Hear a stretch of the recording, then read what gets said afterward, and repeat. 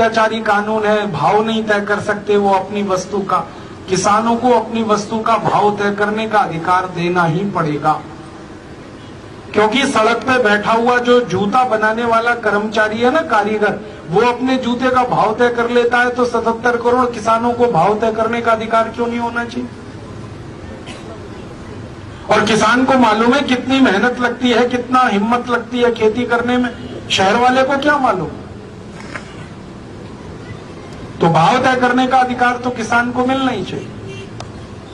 और अगर वो भाव ज्यादा लगता है सरकार को कि नहीं किसान का गेहूं, मैं तो कहता हूं 50 रुपए किलो गेहूं बिकना चाहिए, 55 रुपए किलो कपास बिकनी चाहिए, 45 रुपए किलो धान बिकना चाहिए, तो सरकार को लगता है ये भाव ज्यादा है, तो सरकार ऐसा करे किसानों को भाव देकर वो सस्ती चीजें दूसरों को बेचे।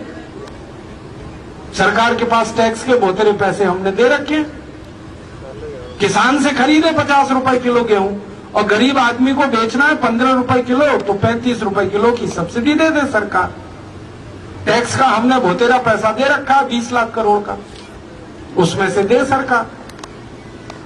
तो आप बोलेंगे वो पैसे नहीं निकले, तो मैंने उसका हिसाब निकाल रखा, वो पैसे निकल आएंगे। कैसे निकल आएंगे? राष्ट्रपति से लेकर और आखिरी कर्मचारी जो है ना चतुर्थ क्लास का, सबकी तनख्वाहें कम कर दो, सब्सिडी के पैसे उसमें से निकल आएंगे। राष्ट्रपति को साल में 27 करोड़ रुपए खर्च करने को मिलता है, क्यों मिलना चाहिए? राष्ट्रपति है, कोई भगवान तो नहीं है ना। एक साल में 27 करोड़ खर्च करे राष्ट्रपति, और यहाँ एक आदमी को एक दिन में खर्च करने को 20 रुपए ना मिले, राष्ट्रपति को एक दिन में खर्च करने को 7.5 लाख रुपए मिले। ये कौन सा देश चला रहे हैं हम? राष्ट्रपति तो हमारे वोटों से चुना जाता है ना, मालिक तो हम है, नौकर तो वो है, और नौकर को हर दिन 7.5 लाख रुपए मिलते हैं खर्च करने को, और जो मालिक है देश का उसको 20 रुपए नहीं मिलते रोज खर्च करने को। ऐसा अत्याचार तो नहीं चलने देंगे इस देश में। हमारी तो योजना है कि राष्ट्रपति हो, प्रधानमंत्री हो, मुख्यमंत्री हो, राज्यपाल हो, इन सब लोगों को देश की सेवा फोकट में करनी होगी, तब तो राजनीति में आओ, नहीं तो अपने घर बैठो। ये तनख्वाह लेके टीए डीए एचआरए लेके भारत माता की सेवा होती है क्या? ये सब नेता आते हैं हमारे सामने, कहते हैं हमको देश की सेवा का एक मौका दो, ऐसे ही कहते हैं ना, देश की सेवा करनी है एक मौका दो, भारत माता की सेवा करनी है एक मौका दो। अपनी मैया की सेवा करने के लिए कोई तनख्वाह मांगता है? आप अपने घर में अपनी माँ की सेवा करते हैं, मान लो पैर दबाते हैं अपनी माँ के, तो अपनी अम्मा से कहते हैं आप टीए दे दे, मेरा डीए दे दे, सैलरी दे दे मुझको, और हर साल बढ़ा के दे, क्योंकि मैं पाँव दबा रहा हूं। अपनी माँ की सेवा करने में कोई तनख्वाह मांगे, उससे ज्यादा फालतू फिजूल कोई आदमी नहीं है। और ये भारत माता की सेवा कर रहे हैं और पैसे मांगते हैं टीए डीए एचआरए। इन बेईमान नेताओं से पूछो कि भगत सिंह, उधम सिंह, चंद्रशेखर ने कौन सा टीए डीए लिया था देश की आजादी लाने के लिए? कितनी तनख्वाह मांगी थी उन्होंने? उन्होंने तो अपनी जवानी लगा दी इस देश के लिए। अगर वो अपनी जवानी लगा सकते हैं देश के लिए, तो आजादी के बाद के नेताओं को सेवा करने के लिए तनख्वाह क्यों चाहिए, टीए डीए क्यों चाहिए? मैंने एक दिन हिसाब निकाला, राष्ट्रपति से और नीचे कर्मचारी की सारी तनख्वाहें खत्म कर दो, 77,000 करोड़ रुपए बचेगा। उतने पैसे में किसान का गेहूं 50 रुपए किलो बिक जाएगा आराम से। एक दिन एक नेता कहने लगा, राजीव भाई आप तो बड़े खतरनाक आदमी हो, सबकी तनख्वाह टीए डीए खत्म करोगे? मैंने कहा हाँ करना ही है, क्योंकि राजनीति कोई धंधा थोड़ी है, व्यवसाय थोड़ी है, ये तो सेवा का काम।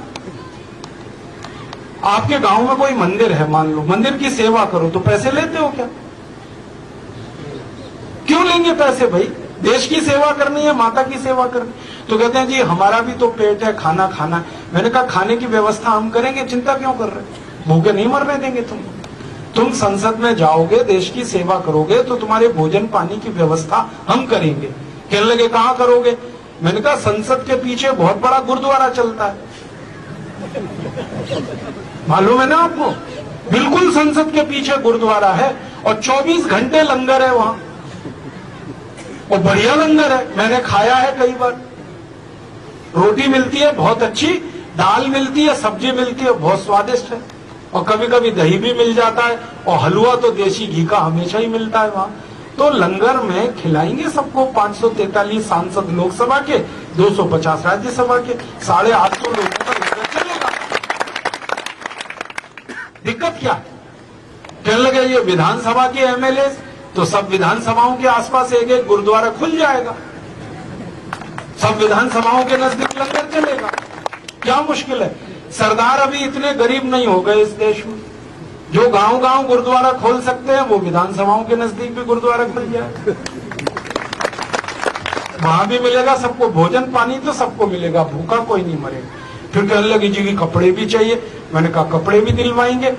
भारत में करोड़ों किसान कपास पैदा करते हैं, उनसे कपास भांगेंगे भीख में, और उस कपास से कपड़े बनवा के दे देंगे सबको, कपड़े भी मिल जाएंगे।